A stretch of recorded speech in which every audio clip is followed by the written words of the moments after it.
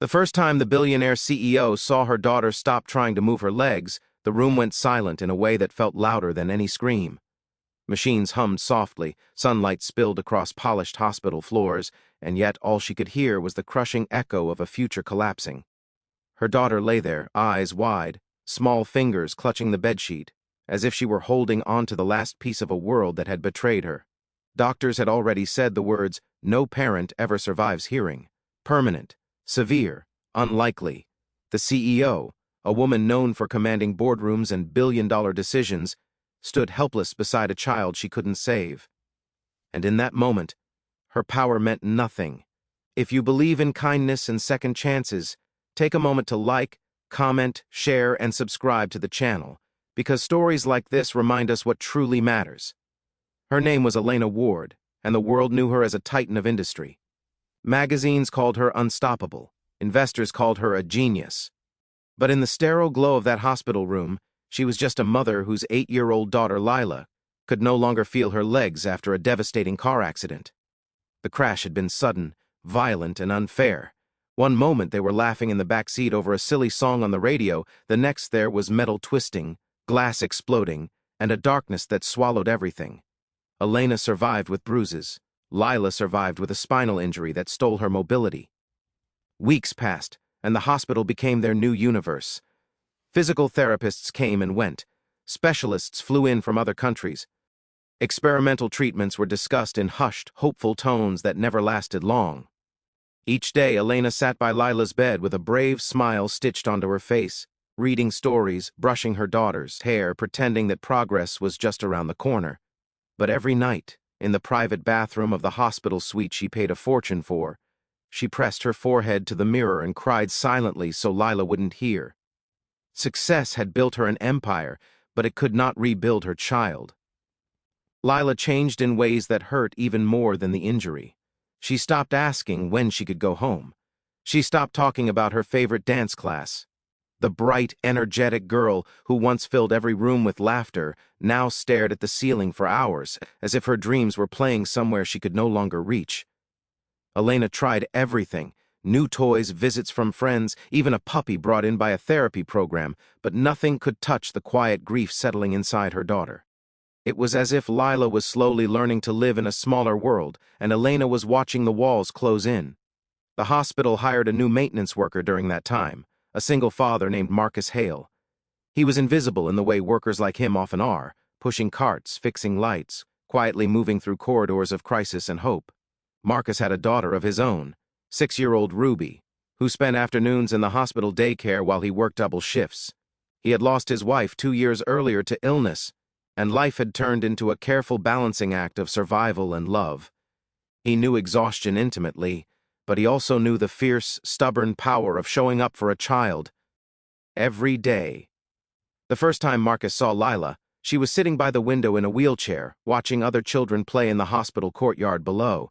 Her face was expressionless, but her eyes tracked every movement, the running, the jumping, the effortless freedom.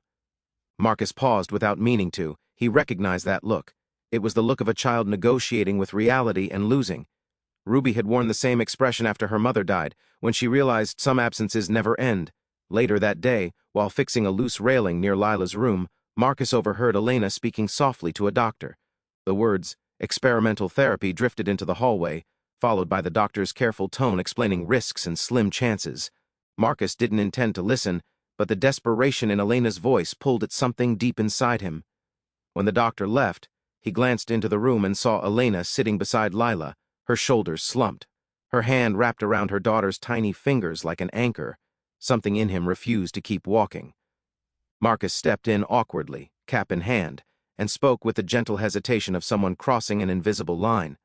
He said he wasn't a doctor, wasn't a specialist, but he had spent months helping Ruby relearn basic movements after a long hospital stay of her own. He had turned their tiny apartment into a playground of exercises disguised as games. He had learned that children sometimes responded to joy when they rejected therapy.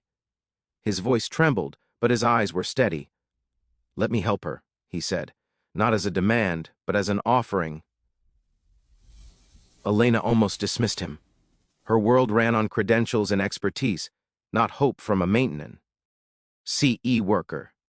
but exhaustion has a way of softening pride. She looked at Marcus and saw not his uniform but the sincerity etched into his face. She saw a father who understood fear, and Lila, who had ignored nearly everyone for weeks, looked at Marcus with a flicker of curiosity. It was the first spark Elena had seen in her daughter in days. The next afternoon, Marcus returned with Ruby.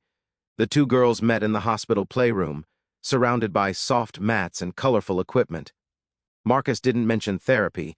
He turned everything into a story. The mats became islands in a lava sea. The girls were explorers on a mission. Ruby demonstrated silly crawling moves, exaggerated and clumsy on purpose, making Lila laugh despite herself. That laugh hit Elena like sunlight after a storm. She stood in the doorway, hands covering her mouth, watching her daughter smile. Progress was microscopic at first. A twitch, a shift, a moment where Lila leaned forward longer than before. But Marcus celebrated every inch like it was a marathon victory. He high-fived her, cheered too loudly, made ridiculous victory dances that drew amused stares from nurses. Lila began to expect his visits. She asked when the explorer missions would continue. Her eyes, once distant, started focusing on the next challenge instead of the loss behind her. Elena watched a transformation she couldn't buy or command. It was built from patience, humor, and a father's stubborn refusal to surrender. She joined the sessions, learning how to support Lila without smothering her. The hospital staff noticed the change too. Therapists incorporated Marcus's playful methods. The sterile room slowly filled with drawings of islands Eward and missions completed. One evening, after a particularly hard session, where Lila collapsed in tears from frustration, Marcus knelt beside her and didn't rush to fix the moment. He let her cry. He told her, gently, that brave didn't mean never falling. It meant getting tired and trying again anyway. Lila listened through hiccuped breaths. When she finally reached for the mat again, the entire room seemed to hold its breath with her. Weeks turned into months. The first time Lila managed to push herself upright without assistance, Elena sobbed openly. Nurses rushed in, thinking something was wrong, only to find a mother crying with joy and a little girl grinning in disbelief. It wasn't a miracle cure. Lila's journey was still long, uncertain, and filled with pain. But hope had returned, and hope changed everything. Marcus never asked for recognition. He kept fixing lights, mopping floors, and showing up after shifts to guide explorer missions. Elena, however, understood the magnitude of what he had given them. He had handed her daughter back a future. She arranged for Marcus to receive formal training in pediatric rehabilitation, funding his education quietly.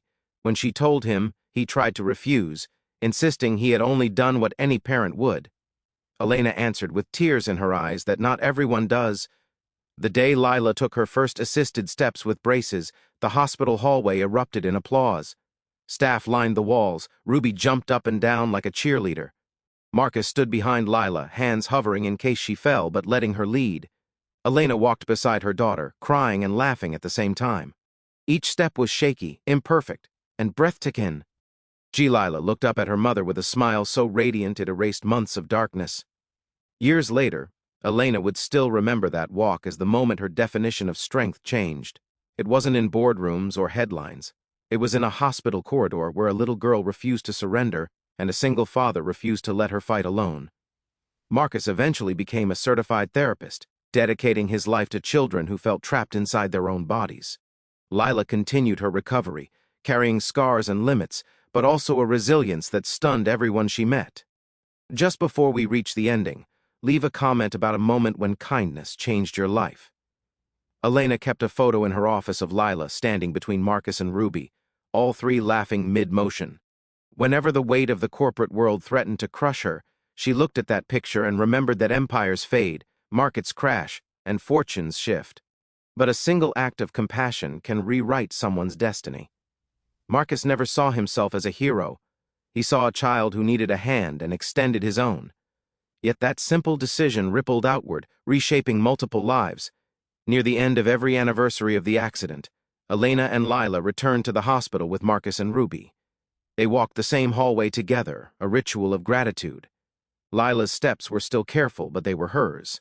Each footfall was a declaration that tragedy had not written her final chapter. If this story touched your heart, Please engage with the video. Like, share, or comment, because every interaction helps spread stories that remind people hope is real. And as they stood there, 4 lives forever intertwine. By a moment of courage, Elena realized something she wished she had known sooner. Healing doesn't always arrive in the form you expect. Sometimes it walks in wearing a maintenance uniform, carrying its own grief, and quietly says, "Let me help." And when you accept, the world, broken, fragile, and unbearably beautiful, begins to move again.